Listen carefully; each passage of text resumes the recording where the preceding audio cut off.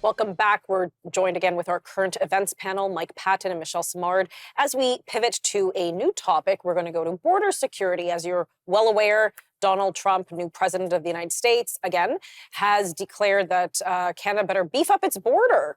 And in lockstep, it seems like we have. Mike, why don't you unpack this for us? It's kind of surprising. I was surprised to see some responses. Well, anyways, share with us what's going on here, Mike.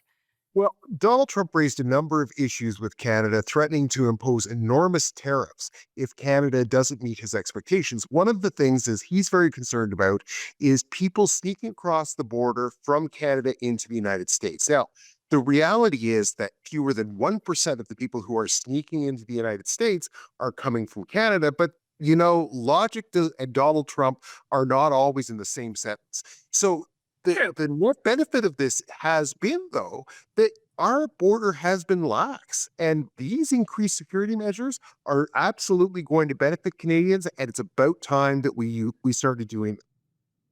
Yeah, but it's shocking to me, Mike, that we take it seriously because the U.S. president told us to and threatened us, truly, in some capacity.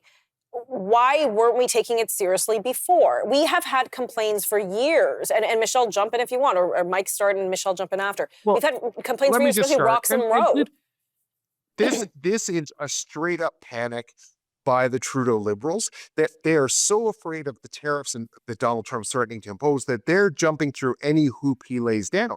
And they know full well, studies have been done on this. There's been discussions between Canada and the United States. I know this from my time at public safety about border traffic, illegal border traffic. And the truth is that very few people go into the United States, more come into Canada along with guns. So this is not a legitimate thing as far as a problem for the United States. It is a great lever for Donald Trump to pull to try to get concessions on trade from Canada. Okay, Michelle, Yes. chime in. Yeah, so first of all, it's not a huge particular problem the way I look at it, is because border safety is something that Canada is lacking, but not because of its desire in the sense of the people who work for the Canadian Border Services Agency. It's really about lack of resources. It's been a problem for many years. Yes, people may go, we're worried about people coming from the United States, as Mike said, but the problem is that they go back and forth. And they may bring illegal drugs and weapons into Canada, but then it also goes back to the United States. So it's a problem on both ends. So for Donald Trump to say this, I didn't have a problem with the message. I had a problem with the delivery and how he presented it. For me, I looked at it as you're using this as a wedge issue in order to deal with the other aspect that he had about this demand, which was about trade. He wants a fair trade balance because in his eyes, it wasn't so fair trading in his eyes, even though I find it interesting given the fact that he renegotiated NAFTA.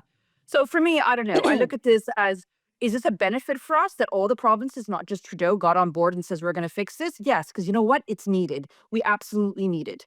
How it was done by him? Just, it's not stylish. It's very distasteful. Well, I sit back and I think of myself as a Canadian taxpayer who has wanted better border control for those illegal guns, which we all know are used in crime, for the fentanyl crisis, which we have as well, and for the illegal migration that has entered, where people are not getting in line and using their legal passages. So one man, okay, he's the most powerful man in the world, but the United States president can say, I'm going to slap on a 25%. Should I have withheld 25% of my taxes along with millions of other Canadians? Would that have it? Like, why weren't our cries heard prior to this moment?